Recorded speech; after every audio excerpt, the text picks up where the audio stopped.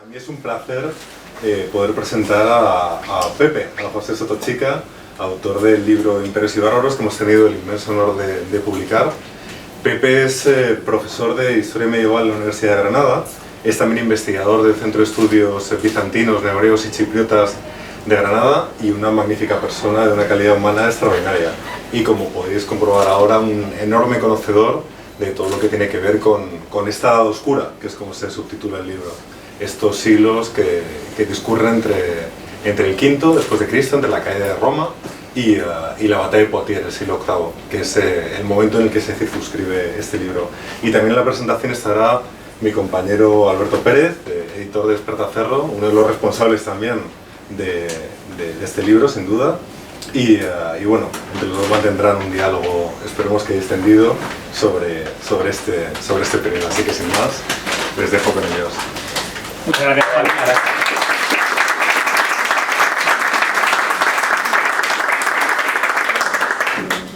Pues me hace particularmente feliz estar aquí con Pepe hoy, porque este libro surgió en una conversación entre los dos de hace un par de años.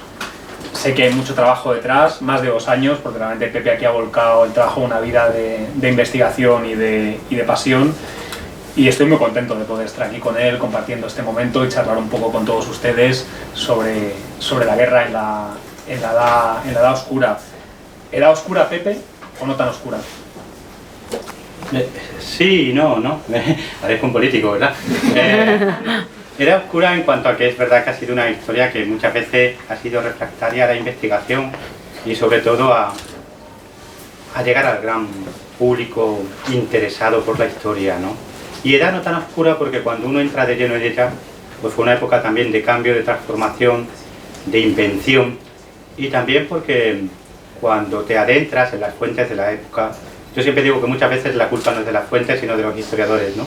Cuando te acercas a ellas desde la humildad, sobre todo con avidez de saber y de confrontar, pues surge la luz, por paradójico que sea, ¿no? Es una época que trajo la Europa que conocemos, el Mediterráneo que conocemos, y que por lo tanto quizás sea una época oscura, pero no se merece seguir siendo oscura.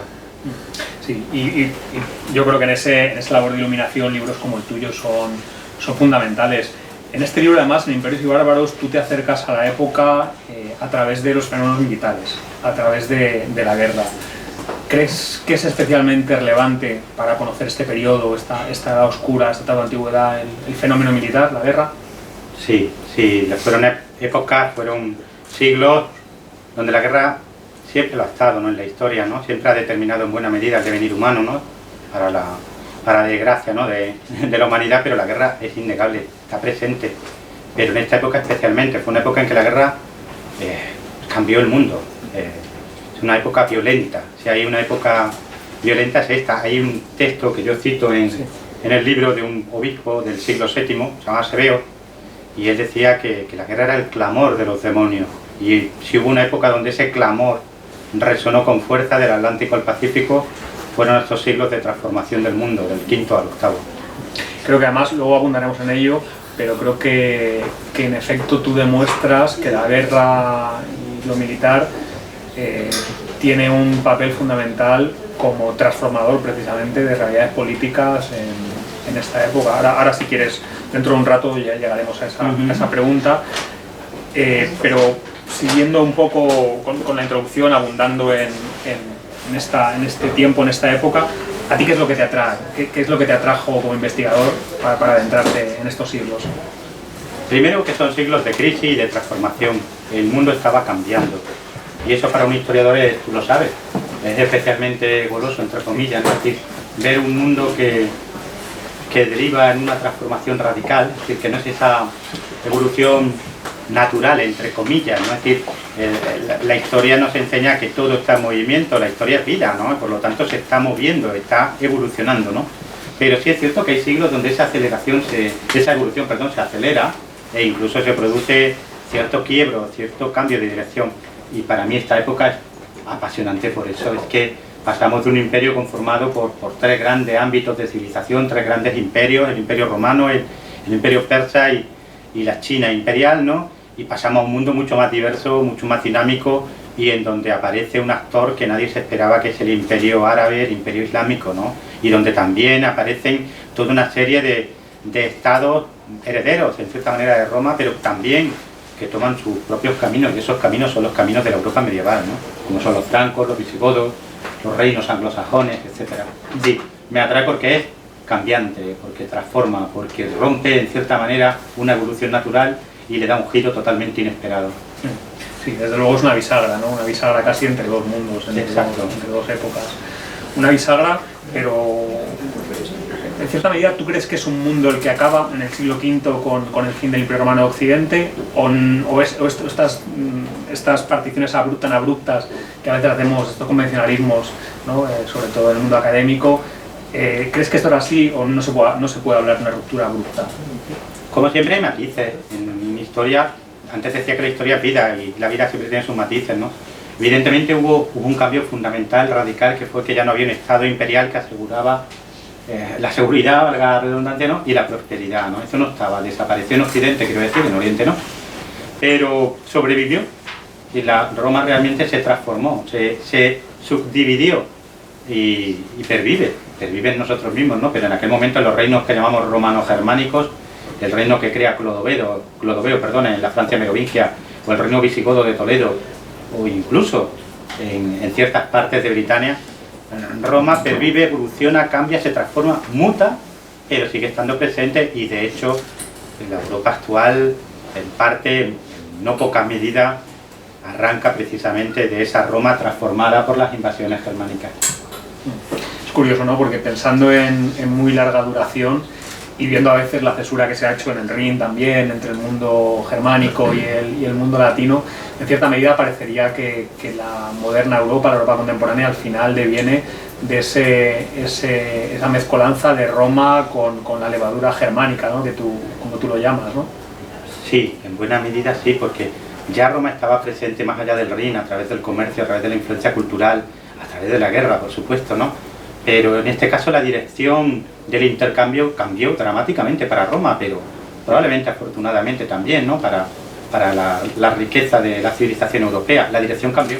Fue Germania que se plantó dentro de Roma, entre comillas. No solo Germania, los pueblos iranios como los alanos o los sármatas, los pueblos protoeslavos. Es decir, es un mundo en confusión, donde elementos culturales y étnicos muy distintos y muy diferentes colisionan, pero al mismo tiempo se mezclan, ¿no? Y a todo eso hay que añadirle Oriente.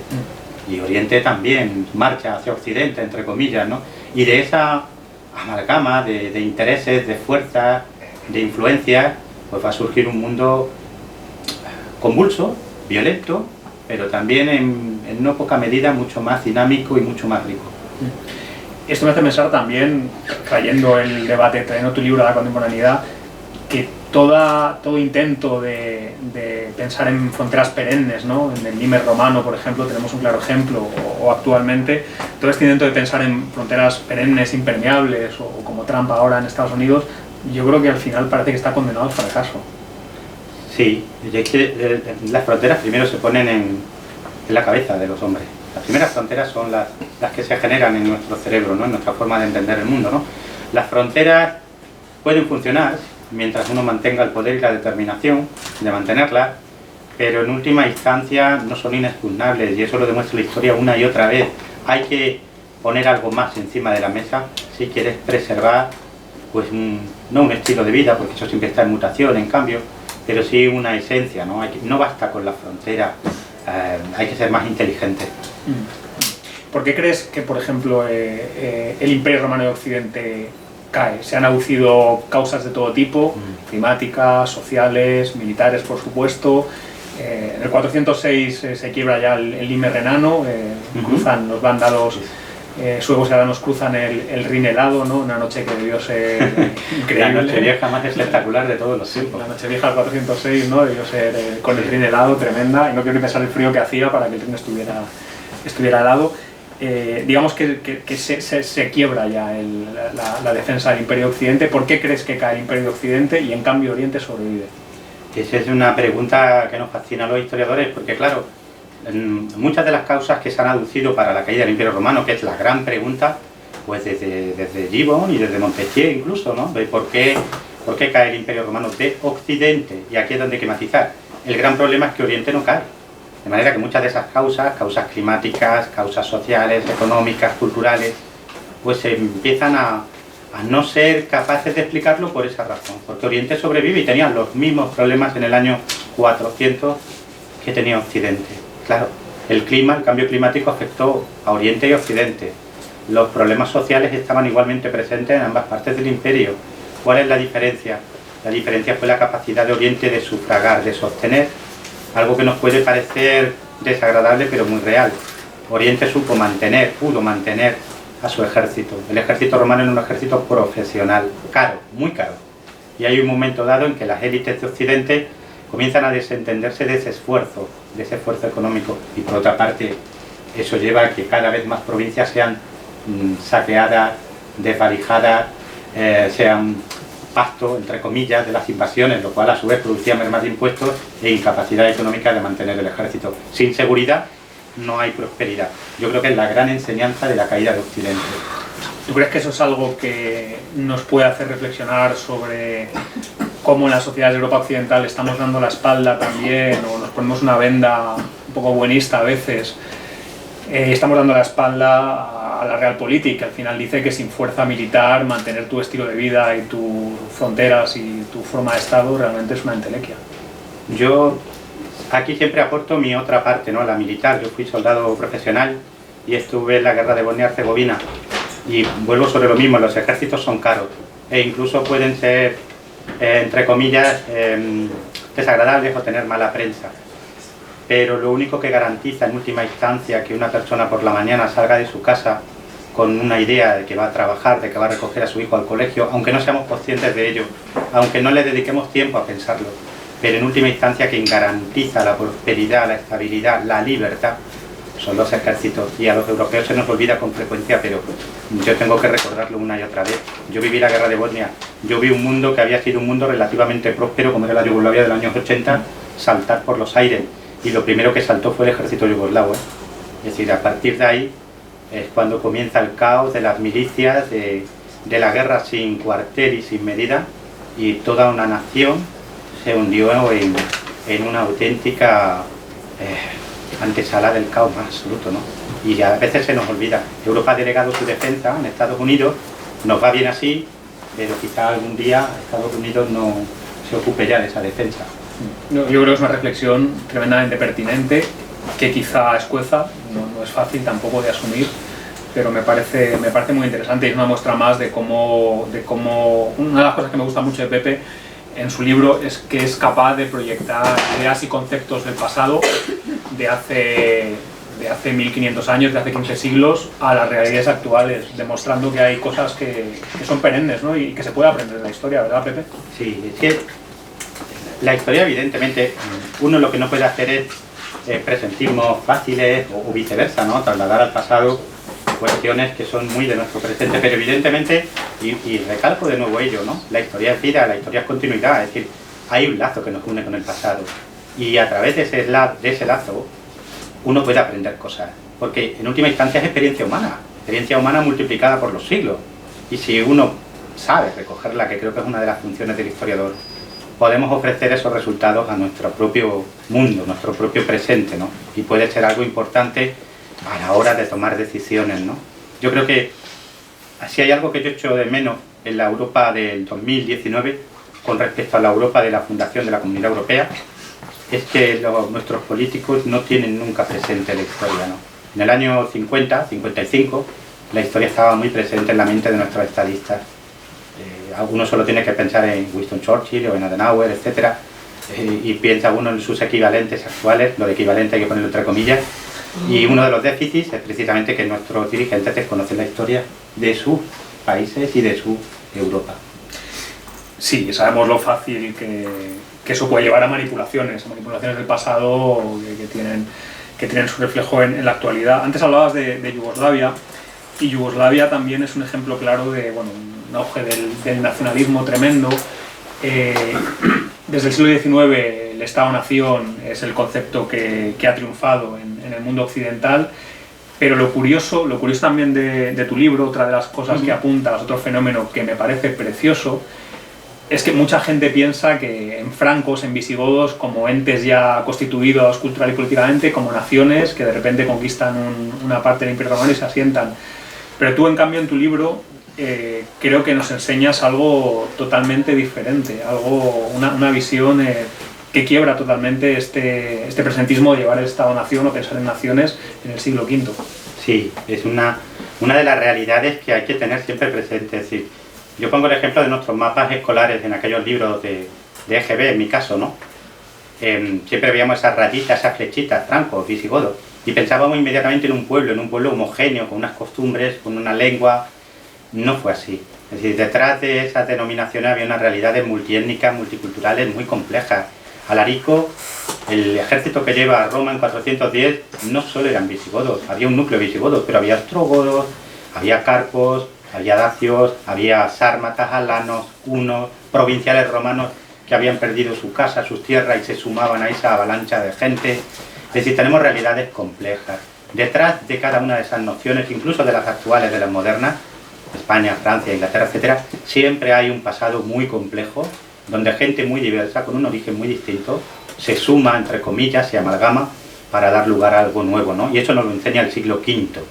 Yo siempre digo que fueron ejércitos que parieron naciones o estados, no lo contrario. Y lo que tenemos que pensar cuando vemos la flechita, francos, visigodos, etcétera, no es en un pueblo, sino en un grupo de gente, muchas veces muy desesperada, que seguía a un caudillo que tenía éxito y que les podía ofrecer lo que buscaban, y lo que buscaban eran seguridad y prosperidad. Sí, desde luego, eso me ha parecido uno de los grandes aciertos del libro, hacer hincapié en eso, sobre todo en un momento el que a mí me fascina cómo se trata de hablar eso de la nación como algo eterno, como algo inmutable, ¿no? con caracteres impresos en el tiempo, cuando tú demuestras eso, que Clodoveo realmente funda la primera Francia, haciendo una amalgama de diferentes grupos armados, de diferentes señores de la guerra, donde no hay realmente, y el pozo cultural al final es una mezcla de elementos germánicos, tardorromanos, no tiene nada que ver con los viejos conceptos. No, para nada, la realidad siempre es más rica y siempre nos da lecciones, ¿no? Es decir, Clodoveo lo que tiene al principio es un ejército que hoy llamaríamos multiétnico. Yo he contado 14 pueblos diferentes representados en ese ejército, y cuando su ejército triunfa, surge Francia, o la Francia merovingia al menos, pero esa realidad es complejísima y siguió siendo compleja, durante todavía un siglo después de Clodoveo. Uno podía diferenciar a los taifales, a los sármatas, a los salios, a los ripuarios, a los britanos de Armórica, a los armoricanos, que eran los descendientes de los soldados romanos. Los podía diferenciar todavía con total claridad. Es decir, es una realidad compleja que poquito a poco fue cobrando cuerpo y dio resultado, pues, una de las naciones europeas. Y lo mismo ocurrió en España, también, en la España visigoda. Yo creo que la gente se olvida que la homogeneidad cultural de los Estados-nación europeos tiene mucho que ver con los procesos educativos del siglo XIX, la expansión de la cultura de masas, etcétera. Que antes estamos ante países mucho más fragmentados políticamente, bueno, más que políticamente, culturalmente, sobre todo. Sí, además tú lo señalas, el siglo XIX es el siglo de las naciones, no porque las naciones estuvieran presentes, sino porque las naciones fueron creadas a través de los, entre comillas, ministerios de educación de la época. Es decir, la Francia del siglo XVI, por ejemplo, era una Francia mucho más compleja y diversa que la del siglo XIX. Poca gente sabe que el Ducado de Bretaña se integra en Francia justo en esa época, en el 1500, ¿no? O tenemos el ejemplo de nuestro propio país, España, que realmente cuando termina de configurarse es en época de los Reyes Católicos y de Carlos I, ¿no? Es decir, son realidades complejas. No hay naciones eternas. El otro día escuché alguna barbaridad al respecto. La nación es algo que se construye y algo que se sostiene desde el poder, por supuesto, pero porque lo que buscamos en la nación, como en otras muchas cosas, es seguridad. El hombre siempre está en busca de seguridad. A veces la encuentra en la religión, en el Estado, en la ideología, pero somos seres inseguros y por lo tanto nos gusta la seguridad. Y en el siglo XIX quien ofrecía seguridad eran las naciones. Desgraciadamente esa constante sigue estando presente, pero yo siempre digo que el nacionalismo nunca busca la igualdad. Es decir, uno es nacionalista porque quiere ser más que otro, no porque quiera ser menos. Es decir, y esa es una enfermedad europea que extendimos además por todo el mundo y de la que todavía no hemos sabido curarnos los europeos. Sí, las identidades desde luego se crean por oposición, esto es algo bien sabido, pero lo curioso de esta época en Europa occidental, de esta época tan convulsa, es que los lazos que unen a estas gentes son otros, no se construyen, no se articulan sobre esquemas étnicos, sino que los lazos son de otro tipo, ¿verdad, Pepe? Son más reales, más personales. Primero estaba el lazo de los compañeros y el caudillo, el señor de la guerra, como antes digo, ¿no? O el general, o el emperador incluso, ¿no? Y luego, por supuesto, hay elementos cohesionadores muy potentes que no tienen nada que ver con la etnia, como puede ser el factor religioso o el factor, entre comillas, ¿no?, de pertenencia a una idea, porque eso era el Imperio Romano en última instancia, una idea, ¿eh? Una idea. Y por eso se trasladó a Constantinopla. Es decir, Roma puede haber caído, pero Roma sigue existiendo porque Roma no es una ciudad, no es un imperio, es una idea. Mientras que hubo hombres que eran capaces de trabajar y luchar por esa idea, sobrevivió. Qué pena que no sobreviva ya, desde el siglo XV ya, ¿no? Bueno, siempre ha habido nuevas Romas, ¿no? Siempre ha habido nuevas Romas. Mirad a Washington, al Capitolio, ¿no? ¿Qué es lo que intentan ellos recrear allí, ¿no? O Moscú, la tercera Roma. El Roma nos fascina. Y sí, el gran sueño de Europa es Roma. Una y otra vez hemos tratado de recrear a Roma. Carlomagno, el Imperio Romano, germánico, ¿no? El Imperio de los zares, siempre Roma, siempre Roma. Yo creo que es la obsesión europea. Cuando digo europea, lo traslado también al Nuevo Mundo, que no es sino una prolongación en cierta manera del viejo, ¿no? Y hablando de obsesiones, la segunda Roma yo creo que es tu verdadera pasión, tu verdadera obsesión, ¿no? Bizancio, Constantinopla, yo creo que es ahí... Sí, yo básicamente soy bizantinista. A mí Bizancio es que es Roma. Es que Bizancio, como tú bien sabes, es una creación de los historiadores.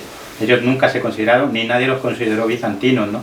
Es la continuación de Roma, es decir, cómo Roma creció después de la crisis del siglo V, pues eso se ve en Bizancio, ¿no? Así que para mí eso es, amante de Roma como soy, yo me declaro amante de Roma, para mí Bizancio es la madurez de Roma. Sí, es lo que la prolongación de la Roma del siglo IV, de la Roma cristiana, es Bizancio realmente. Lo que me fascina de Bizancio, aquí evidentemente llegas, tocas un par de momentos fundamentales, el intento de recuperación del imperio de Justiniano, que poniendo sus crónicos, ¿tú crees que en algún momento pudo ser factible? Sí, de hecho fue factible. Sí, lo curioso de la recuperación es que triunfó. O sea, el problema lo tenemos nosotros. Ellos, a ver, se le achaca a Justiniano que agotó el imperio, pero cuando uno pone los datos sobre la mesa, solo el 26% del esfuerzo militar bizantino se puso en la recuperación de Occidente. Se recuperó África, que era riquísima, se recuperó Italia, que era la madre, entre comillas, ¿no?, del imperio, ¿no? Se recuperó el Mediterráneo, pero es que ellos necesitaban el Mediterráneo. Es que el Mediterráneo era una unidad económica, que a veces se nos olvida. Justiniano la restaura, y era una unidad también política y religiosa. Justiniano la restaura. Lo que pasa es que culpamos a Justiniano de lo que hicieron sus sucesores 75 años después, ¿eh? Esto es como culpar, pues, ¿qué te digo yo?, a Maura de lo que pasó en 2007. No tiene mucha lógica, ¿no? Pues eso es lo que hemos hecho con Justiniano. Porque tuvo un enemigo, y ese enemigo era un secretario de Belisario, un hombre brillante, pero que no le perdonó nunca ni a Justiniano ni a Teodora, que ellos provenían del pueblo más llano, de la baja plebe, y él era un noble, bien criado, y sin embargo él era secretario y él era emperador. Nunca se lo perdonó. Y escribió un panfleto que se llama Historia Secreta. Yo se lo recomiendo a todos los que os gusten los chismes, porque es maravilloso. Pero acabó con Justiniano, porque cuando se redescubre en el siglo XVII, los historiadores, oye, nos lo pasamos bomba, pero olvidamos que es un panfleto. Sí. Y si lees el Conde Belisario de Robert Graves, que es la historia secreta de Procopio puesta en prosa, pues te lo crees también. Claro, es que es una historia jugosa. ¿Quién no quiere? Es que es una historia maravillosa. Es la historia de una prostituta que llega a emperatriz y del hijo de un campesino que llega a Constantinopla sin saber leer y se convierte en el hombre más sabio de su tiempo. Si la pones en positivo es maravillosa, y si la pones en negativo también. Él es el príncipe de los demonios y ella una casquivana capaz de hacer cualquier cosa por el poder. Pues eso hizo Procopio, ponerla en negativo, y triunfó. Bueno, pues, según Procopio, no creo que cuando muere Justiniano no quiere irse porque los demonios le llaman, ¿no? Exacto, exacto, sí. Pues eso configuró nuestra pensamiento. Es increíble cómo las fuentes que se escriban y llegan a nosotros pueden configurar la manera en la que pensamos una determinada época. Sí, así es. Sí, y luego otra época de Bizancio que sé que a ti te apasiona y que yo es una época que realmente era bastante lego en ella, he descubierto en un capítulo del libro y me ha apasionado, es la de Heraclio, porque Heraclio es el hombre que gana todo y pierde todo. Exacto, es un personaje apasionante. Fue el último emperador romano digno de ese nombre. el último que gobernó desde el estrecho de Gibraltar a la frontera de lo que hoy es Irak. Pero también fue el primer caballero cristiano, fue el primer cruzado, fue quien recupera la Veracruz de manos de los persas, quien marchaba bajo el estandarte de la imagen no pintada por mano humana, que es la sábana santa de Turín, ¿no? Y fue quien condicionó al hombre medieval, porque el gran héroe de la Edad Media, antes se lo decía a unos amigos, no es el Cid, no es Arturo, a quien realmente ellos tenían siempre presente era Heraclio. Y toda Europa literalmente está llena de obras de arte dedicadas a Heraclio que hoy ya no sabemos leer, pero que están ahí, porque era el gran héroe. Cuando Isabel y Fernando, reyes de Castilla y Aragón, mandan fundar una iglesia en Roma para celebrar su triunfo en Granada, Fernando se hace representar como Heraclio e Isabel como Santa Elena, ¿no? Como quien recupera y quien encuentra la Veracruz. Cuando Felipe II hace su árbol genealógico, lo retuerce para que el arranque sea Heraclio. Heraclio está siempre presente porque es el héroe, pero un héroe trágico, como dice Alberto. Alguien quien es capaz de salvar al imperio in extremis en sus campañas contra Persia, y cuando lo ha conseguido, al mismo tiempo que él entraba en triunfo en Jerusalén, aunque él no lo sabía, otro hombre mesiánico, Mahoma, estaba entrando en triunfo en la Meca. Y unos años después, los hijos del profeta destrozaban el imperio restaurado por Heraclio, ¿no? Entonces es un personaje trágico y eso, claro, nos apasiona, ¿no? Alguien que lo consigue todo después de un esfuerzo titánico y que de inmediato lo pierde todo. La irrupción de los seguidores de Mahoma, que acabas de comentar, esto sí que realmente supone quizás es la puntilla al mundo antiguo, ¿verdad? O sea, la irrupción del Islam, se quiebra también ese ámbito económico común que era el Mediterráneo en cierta medida, y yo creo que esto sí que ya apuntilla al mundo antiguo y alumbra algo nuevo. Sí, Henri Pirén, ya lo sabes tú, en aquel famoso libro, maravilloso libro, ¿no?, de Mahoma y Carlomagno, ya lo anunció, y yo creo que su tesis sigue estando vigente, de hecho cada vez está más vigente. Lo que cambia el mundo es la expansión islámica, la expansión árabe. Ese Mediterráneo que formaba una unidad cultural, que había comenzado a gestarse ya con la expansión griega y que asentó el Imperio Romano, y que pervivió a lo largo de más de 1000 años, se quiebra con la expansión islámica. Y es el Mediterráneo, el mundo que hoy día contemplamos cada mañana, ¿no? Es un Mediterráneo fracturado entre dos grandes ejes de civilización que se relacionan, que intercambian, que comercian, pero que también han chocado muchas veces de forma violenta a lo largo de la historia, ¿no? Y esa sigue siendo nuestra historia y empezó en este momento. Comentábamos esta mañana, al bur de la expansión islámica, es verdad que aparecen, digamos, los grandes, se configuran ya de alguna manera los grandes espacios culturales y geopolíticos que hasta hoy en día marcan la actualidad internacional. Sí. ¿Verdad, Pepe? Sí, sí, de un mundo en torno al Mediterráneo unificado, van a surgir tres espacios que siguen estando presentes, ¿no? El mundo islámico, lo que llamamos Europa occidental, y esa otra Europa, que hoy día su representante desde hace ya siglos máximo es Rusia, ¿no?, el mundo ortodoxo, y siguen estando así. Si tenemos una Europa oriental que tiene sus diferencias con respecto a la Europa occidental, y un mundo islámico, y eso sigue estando así, y también ocurrió a partir del siglo VII-VIII. Pero incluso dentro del mundo islámico vemos un poco la falla entre el mundo árabe y el mundo iranio, que se herencia en parte de los sasánidas. Sí, y además es una cosa que a veces se nos olvida. El mundo islámico es tan diverso o más como el mundo europeo. Un persa, un iraní, con un árabe, o con un bereber, o con un turco, pues a veces tienen más diferencias que las que puedan tener con un griego o con un portugués. Hay una religión que evidentemente crea un subsuelo cultural, pero luego hay lenguas diversas, hay rivalidades terribles, hay civilizaciones previas que determinaron ese Islam. El Islam iraní es muy diferente al Islam de Arabia, por ejemplo, y todo eso se nos olvida. Y la gran falla, como bien señala, se produce ahí, entre una Persia que era muy potente culturalmente, que llevaba 1000 años evolucionando, y un nuevo Islam, ¿no? Es decir, y el Islam ganó la batalla Persia, pero en última instancia fue Persia quien educó al Islam. Mucho de lo que atribuimos al mundo árabe tiene una raíz en Persia. Al final es como aquello de Grecia capturada, que acabó capturando a su captor, ¿no? Buen ejemplo, Alberto, es que es eso, es igual que Roma se vio subyugada, ¿no?, por Grecia, entre comillas, ¿no?, al mundo árabe le ocurre lo mismo. Se quedan totalmente enamorados por esa civilización persa. Las 1001 noches, todos conocen las 1001 noches, ¿verdad?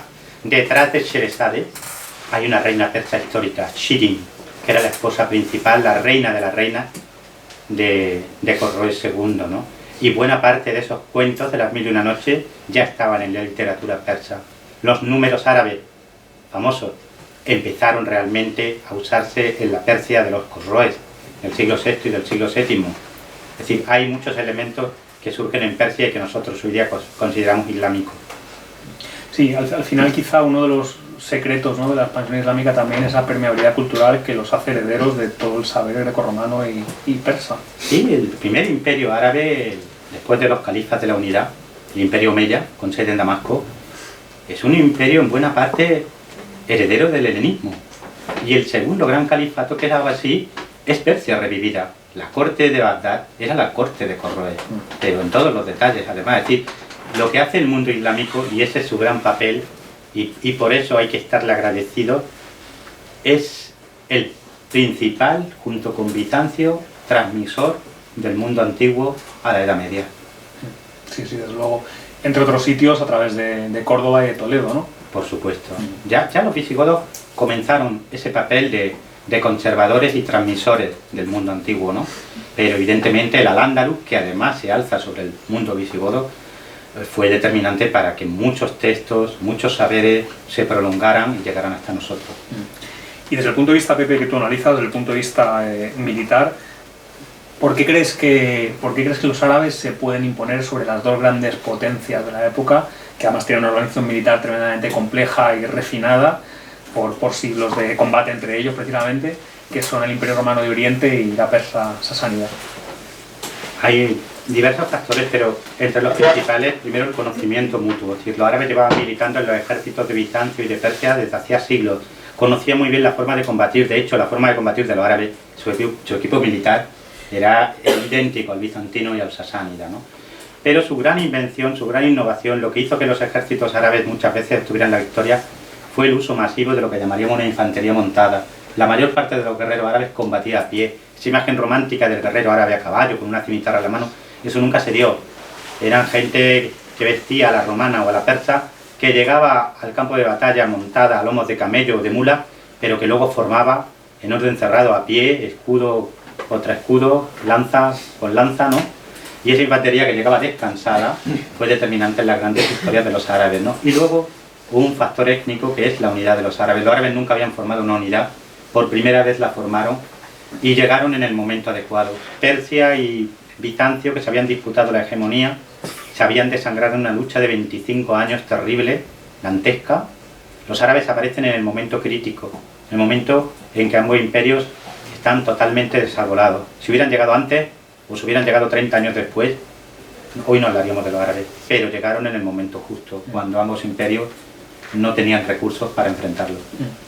Pero una vez ya, digamos, consiguen conquistar el Imperio Sasánida, arrinconan en Anatolia a Bizancio, prosiguen hacia Occidente, ¿no?, hasta bañar las patas de sus caballos en el Atlántico, pero ahí digamos que en cierta medida me imagino que la maquinaria bélica árabe cambia porque claro, se nutren de otras gentes, ¿no? Claro, el primer ejército, el de la expansión, gran expansión, es un ejército tribal. Lo que importan son las tribus además muy diversas entre sí, que habían sido rivales entre sí. Es un ejército con una logística prácticamente inexistente. El segundo ejército árabe, que es el que se genera a partir de 656, 661 de los califas, es un ejército profesional de primer nivel, que en buena medida copió las estructuras bizantinas y sasánidas, ¿no?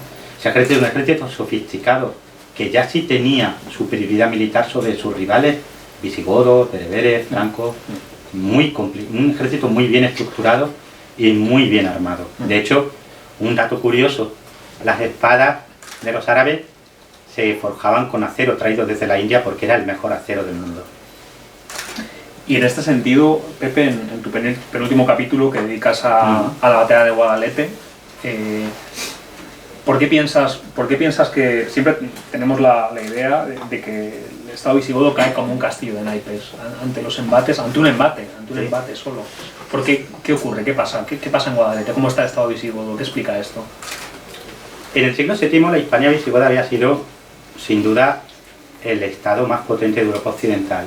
Pero en el último cuarto de siglo hubo una serie de situaciones conflictivas dentro del Estado. Primero, había una protofeudalización galopante que hacía que las élites hispanogodas cada vez participaran de forma más renuente con el sostenimiento del esfuerzo militar y económico del Estado, ¿no? Es decir, los godos tenían cada vez más problemas para reclutar ejércitos, para sostener su administración. Perdona que te interrumpa, Pepe. Sí. Algo muy similar a lo que pasa en el siglo V del Imperio de Occidente, ¿no? Efectivamente, de nuevo esa lección reiterativa. Costear una administración, costear un ejército es caro, pero es lo que asegura la prosperidad y la estabilidad. A los godos les pasó un poquito lo mismo, ¿no? Y en segundo lugar, la sucesión. El paso del poder de unas manos a otras era un caos en el Estado godo, no estaba arreglada. Cada vez que un rey moría, se desataba un periodo de luchas intestinas que derivaba a menudo en guerras civiles. Y a eso le sumamos una epidemia de peste brutal, con todo lo que traía eso de desazón social y económica. Es decir, que cuando llegan los árabes, nos encontramos un reino visigodo, con una guerra civil en marcha, donde hay 3 pretendientes que se disputan el trono, con unos problemas sociales brutales, donde una serie de grandes señores quieren desentenderse del Estado, y claro, no es el mejor momento para que te llegue un imperio en expansión, como era en ese momento el imperio árabe omeya. Por otra parte, en esta tendencia que tenemos los historiadores a crear compartimentos estancos entre periodos, realmente el reino visigodo, los visigodos tampoco mueren en Guadalete, ¿no? No, 711 es el año. Incluso, fíjate, la única fuente contemporánea que nos narra lo que ocurrió en España en ese momento, en la Hispania visigoda, es una crónica del año 754. Nos pone muchas veces a los historiadores patas arriba porque nos pone con la realidad, ¿no? Es decir, no fue ni tan rápido ni tan completo. Hubo muchos poderes locales que sobrevivieron, ¿no? El famoso Teodomiro de Murcia, pero otros muchos también, que pactaron con los árabes en distinto grado, que se enfrentaron a ellos durante años, y algunos, como el que surge en Asturias, pues se convierten a su vez en grandes poderes, ¿no? Que generan reinos medievales, ¿no? Es decir, fue algo más complejo, más diverso y más prolongado. El último rey visigodo muere en lo que sería el sudeste de Francia en el año 719-720, es decir, todavía hubo que guerrear otros 8 o 9 años contra los visigodos, y aún así, buena parte de la nobleza visigoda, la que quedó en el sureste de Francia, volvió, y muchos de esos nobles son los que luego van a ser la argamasa con la que se funden los famosos condados catalanes de época franca. Y otros tantos, otra parte de la nobleza se integró en las estructuras de Al-Ándalus, ¿no? Por supuesto, muchísimos godos, incluso algunos tuvieron un papel muy destacado, se quedaron en Al-Ándalus, se convirtieron al Islam, o no, pero participaron de Al-Ándalus. Al-Ándalus, su base, su dinamismo cultural y económico, se apoya sobre la Hispania visigoda. Un dato que a mí me parece interesantísimo: el hijo del conquistador de Musa, Abd el-Malik, que quedó en España como valí cuando su padre marcha a Damasco, se casa de inmediato ¿con quién? Con la esposa de Rodrigo, el último rey visigodo. Sí, un dato desde luego que demuestra pues como las conquistas son al final, bueno, también siempre hay pactos, siempre hay mestizaje. Bueno. Uno no se puede sentar sobre una bayoneta, como decían en época napoleónica. Sí. Se puede hacer de todo con las bayonetas menos sentarse sobre ella. Y los muertos no pagan impuestos. Por supuesto, por supuesto. Eso siempre es así con los conquistadores. Es un libro también que me ha parecido muy bonito porque al final tocas a personajes que tienen un hálito legendario y que están impresos en nuestro imaginario colectivo. Atila o el rey Arturo, ¿no, sí, Pepe? Sí, claro. Para un europeo, Atila, ¿qué es? Pues Atila es sinónimo de barbarie, ¿no? Es el azote de Dios. Los hunos son el salvajismo, ¿no? Hay una frase de Amiano Marcelino, que es un historiador de finales del siglo IV, que dice que los hunos superaban todos los límites de la crueldad, ¿no? Impactaron en el imaginario colectivo, ya no de los romanos, de todos los pueblos de Europa. Hay que pensar, por ejemplo, en el famoso ciclo del Anillo del Nibelungo, ¿no? Que luego Wagner en el 19 pues convirtió en 4 óperas maravillosas, ¿no? Pero también en los Eddas, en los poemas germánicos, ¿no? También en los pueblos eslavos. Aquila es el padrecito. Sí, los hunos quedaron en nuestro imaginario y así hasta hoy día. Así hasta hoy día hay óperas, novelas, obras de teatro, el Atila de Verdi, por ejemplo, ¿no? Atila forma parte de los europeos porque los hunos son nuestra antítesis. Nosotros queremos que los hunos sean la antítesis de Europa. Hunos, civilización. Y Arturo, ¿qué les puedo contar de Arturo? Arturo es ese personaje con un pie en la leyenda y otro en la historia. Los historiadores muchas veces hemos desenfocado nuestra labor, porque cuando investigamos o trabajamos sobre la Britania de los siglos V, VI, VII, VIII, estamos muchas veces más preocupados por dilucidar si Arturo fue real o no, que por saber qué pasó en esos siglos, pero es que es imposible hacerlo de otra manera, porque ¿quién no conoce a Excalibur? ¿Quién no conoce a la Dama del Lago? ¿Quién no ha oído hablar de la Tabla Redonda o de Lanzarote del Lago? Es que muchas veces la historia no solo es historia porque ocurrió, es historia también porque nos hace sentir e imaginar, y muchas veces la leyenda determina más la civilización de un pueblo que la realidad que vivió. Y eso pasa con el ciclo artúrico. Que nos ha quedado, sí, impreso en el imaginario colectivo. Y acabando con el libro, aunque no acabando con esta charla, el último epígrafe, que es sobre la batalla de Poitiers, cuando los ejércitos árabes chocan contra el muro de hielo de Carlos Martel, ¿no? y sus muchachos. Me encanta la reflexión final que hace sobre cómo la crónica mozárabe de la que antes hablabas, del 754, cómo recogió la crónica mozárabe ese enfrentamiento.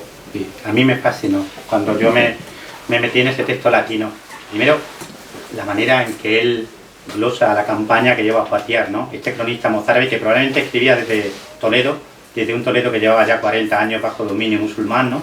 Cómo él visualizaba esa campaña, ese encuentro entre Carlos el Martillo y el valí árabe de España, ¿no? Al-Gafiki, ¿no? Ese muro de hielo, que es como él llama a la formación de los francos, ¿no? Los francos formaron un muro de hielo, ¿no? Sí, algo impenetrable. Y cuando él tiene que concluir, ¿no? Él, para hablar de esos francos, bajo ese epíteto de franco había guerreros francos, pero había alamanes, había bretones de Armórica, había turingios, había sajones, había visigodos que se habían pasado al lado aquitano y al lado franco. Es decir, había una representación, ¿no? muy diversa. Pues él no les denomina francos, ni bárbaros del norte, ni nada por el estilo. Les llama europeos. Y uno tiende a pensar que esa denominación que surge aquí en esta crónica de esta manera tan explícita, tan concreta, ¿no? Sobre un campo de batalla, es una especie de eco del sentir de ese mozárabe hispanogodo, bajo dominio andalusí, que en cierta manera quería hacerse partícipe de esa victoria, ¿no? que cambió la historia de Europa occidental. Ese europeos en esa crónica, en cierta manera, es el nacimiento de la Europa medieval. Me ha parecido un colofón precioso del libro, una reflexión preciosa, y como habrán ustedes visto, escuchando a Pepe, uno se da cuenta de la pasión que Pepe tiene por la historia. Es una pasión que desborda también en cada línea del libro. Es una pasión compartida, ¿verdad, Pepe? Sí. Pero yo quiero preguntarte de dónde te viene esta pasión. Bueno, yo comencé... Mi primer libro fue una edición de la Anábasis de Jenofonte que estaba dando vueltas por mi casa y yo tenía 7 años. Y no debería de haber leído aquel libro, pero lo leí. Y la historia de aquellos griegos tan lejanos a mí, en un lenguaje tan arisco, ¿no? Para un niño de 7 años, pero a mí me impactó. Aquellos griegos mercenarios que habían llegado al corazón de Persia y que lo que querían en última instancia era volver a casa, a tal punto que desde entonces cada vez que yo me acerco al mar, siempre resuena en mí aquel grito de aquellos soldados cuando por fin vieron el mar después de semanas, de meses de peregrinar por las montañas de Oriente Medio, ¿no? Salasa, el mar, porque para los griegos el mar era su casa, ¿no? Aquello me llenó. Y aunque la vida me llevó por caminos muy distintos, muy diferentes, yo he sido de todo en la vida, vamos. He sido herrero, he sido camarero, he trabajado en el campo, he hecho de todo. Fui militar durante 3 años, pero siempre la historia fue una constante en mi vida. Yo siempre llevaba un libro de historia en el bolsillo. Cuando la vida me dio la oportunidad, porque para mí fue una oportunidad, de vivir haciendo historia, yo me siento muy afortunado, porque la vida para mí, como dice Alberto, como le ocurre a él también, por eso es un gustazo trabajar con Alberto y con el equipo de Despertaferro. La historia es vida y es vida apasionada. Y yo creo que cuando los historiadores hacemos llegar eso a la gente que bueno, que no tiene por qué ser pues una gente formada a nivel historiográfico, ¿no? Pero que sí sabe que su pasado es importante, cuando le transmitimos esa pasión, la historia funciona, la historia vuelve a ser vida, la historia vuelve a interesar. Y por eso me gusta sentirme así dentro de esta editorial, ¿no? De Despertaferro, porque la historia nos apasiona a todos, al que está a un lado y al que está a otro del libro. Sí. Y esa pasión además vuelvo a comentar, solo tiene que escuchar a Pepe para ver cómo habla. Escribe mejor que habla, lo cual es complicado. lo cual es complicado. Porque Pepe tiene también, además de su faceta de historiador, hace algo que cada vez menos historiadores hacen, que es escribir bien, por desgracia. Estoy tirando tiras contra el que lo he dejado, pero para mí, como era por ejemplo para Gibbon, la historia tiene que ser un género literario. La forma en la que transmitimos la historia es con la palabra, no es con gráficos, por más que la escuela de Annals quisiera, pero es la palabra con la que transmitimos la historia. Y es que Pepe, además, Pepe sé que tienes una faceta literaria también remarcable. Sí, porque yo opino lo mismo que tú. A mí hay una cosa que se nos olvida a los historiadores, el primer Nobel de Literatura lo gana un historiador, lo gana Montse. El historiador cuenta historia. Y contar historia probablemente sea una de las acciones humanas más antiguas, más primitivas y más apasionantes. A veces nos ponemos la bata blanca de científico y se nos olvida que está muy bien, que la historia es ciencia, que la historia debe ser rigurosa, por supuesto, pero eso no está reñido con contar bien la historia. Yo creo que libros como los de Runciman, que hoy hablábamos en la comida, igual no recuerdo ya bien, son magníficas obras historiográficamente hablando. Es decir, es muy difícil ponerle peros a Runciman, ¿no? Después de casi 70, 80 años de su historia de las cruzadas. Pero además es que se lee con gusto. Y hay herramientas que tiene el historiador y que no usamos. Por ejemplo, la novela histórica. A mí me encanta la novela histórica. Una buena novela histórica bien escrita cumple la función social del historiador, que es atraer a la gente a la historia. Yo he escrito un par de novelas históricas y yo me sentí muy a gusto escribiéndolas, porque yo creo que es parte de nuestro deber como historiadores, acercar a la historia a la gente en muy diversos formatos, que puede ser un artículo científico en una revista de calidad, como puede ser Gladius, que está aquí mi amiga Mar Gabaldón, o como puede ser una novela histórica. Es que no están reñidos entre sí, ¿no? Y los historiadores a veces hemos hecho mutis por el foro, en esta torre de marfil que tú hablabas en un artículo. Sí.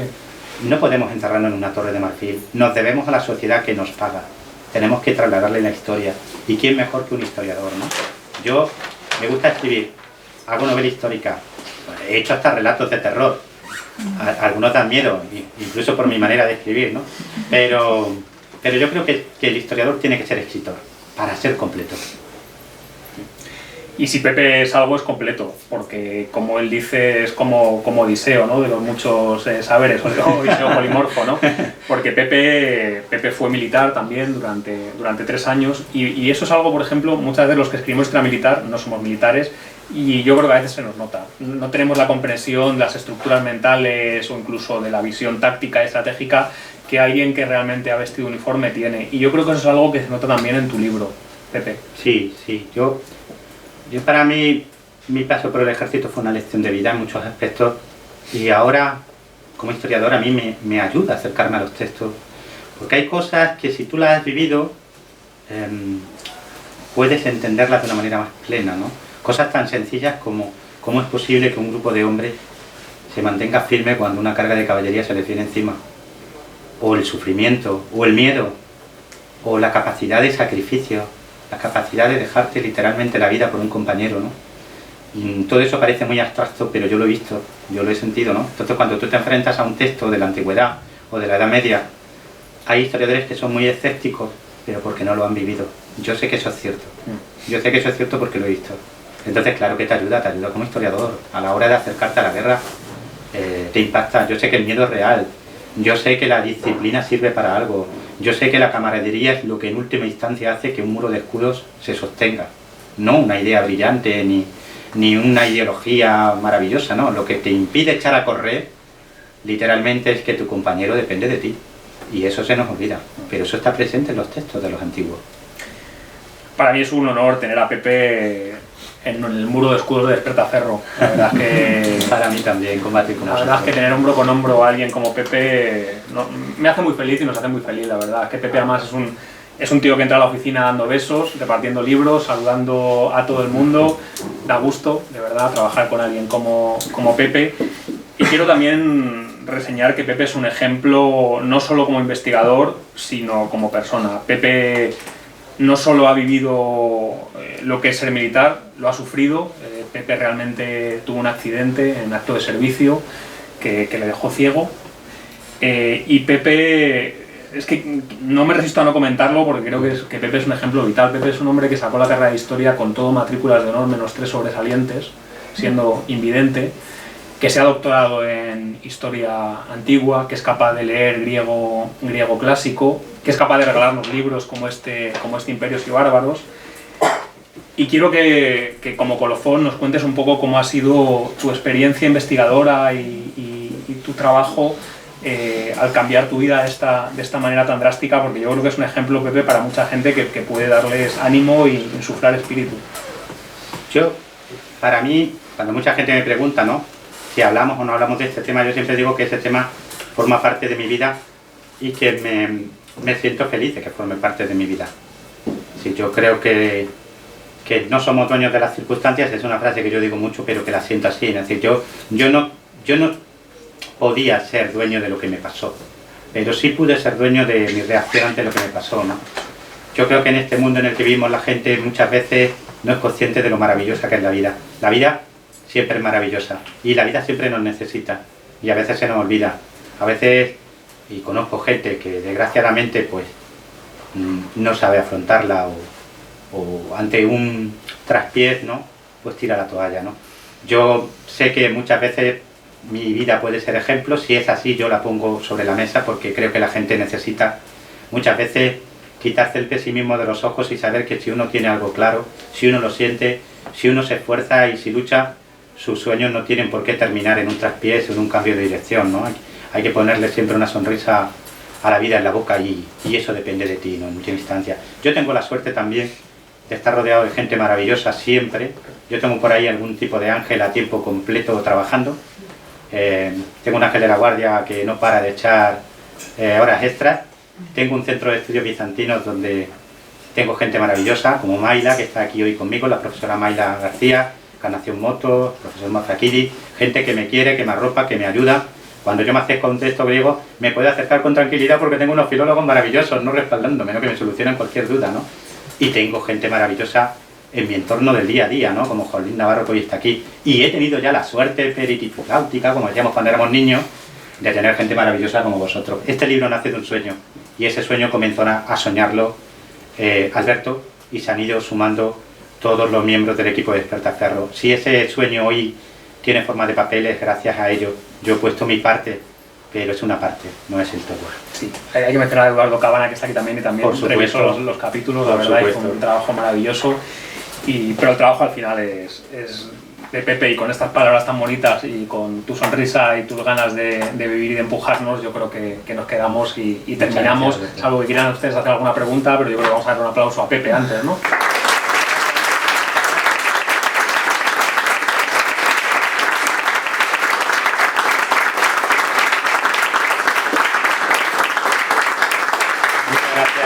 Gracias a todos. Si tienen alguna pregunta sobre cualquier cosa que pasó entre el 400 y el 700 y pico, Pepe es su hombre. No levantéis la mano, por favor.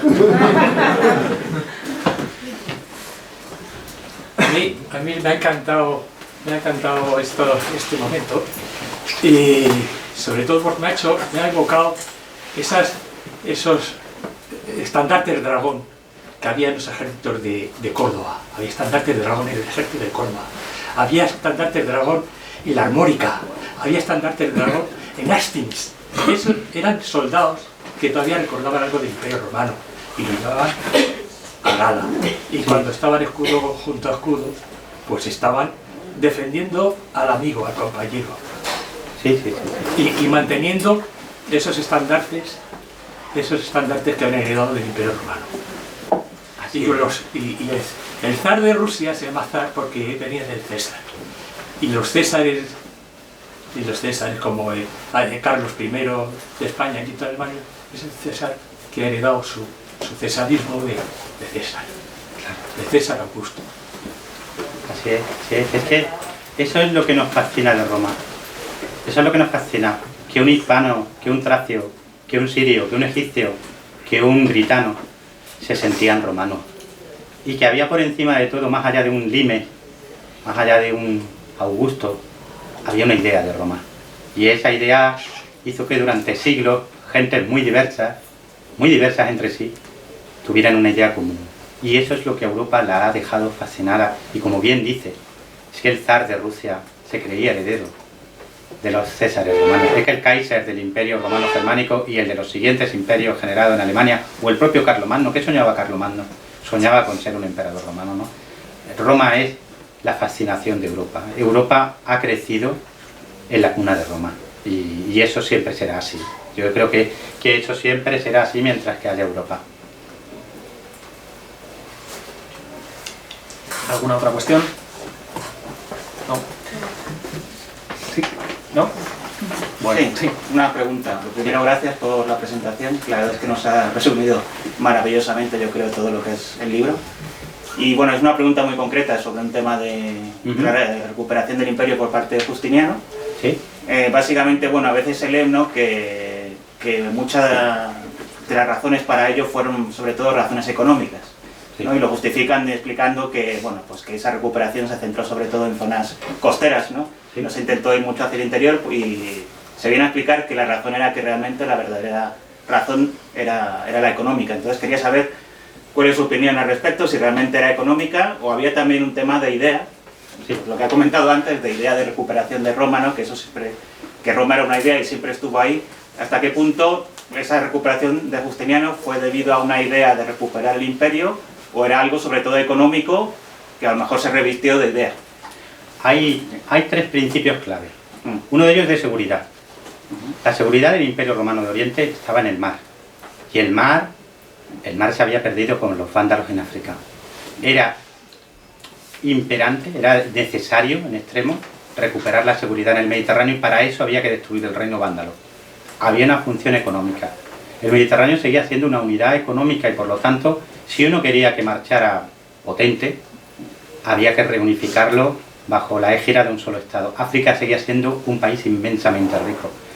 Italia había prosperado bajo los ostrogodos. Era atractiva, aunque Italia sí fue destruida durante la recuperación, ¿no? Sí, primero seguridad, luego necesidad económica de reconstruir un espacio de intercambio, de comercio, ¿no? Y luego ideológico. Justiniano no olvida que él es el emperador. Es decir, hay una cosa maravillosa. ¿Saben quién es el primer emperador romano en llamarse de esta forma tal cual, emperador de los romanos? No fue Augusto, no fue Trajano, no fue Constantino, fue Justiniano.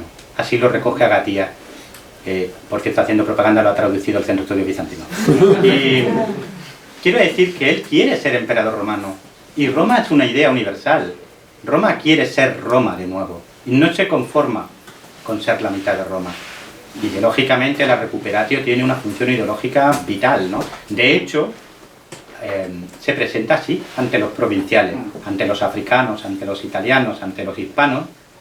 Roma reconquista, no ocupa. Sí, Bizancio no conquista, Bizancio reconquista. Y así es, en un principio, visto por los provinciales que pasan de nuevo al campo romano, entre comillas, ¿no?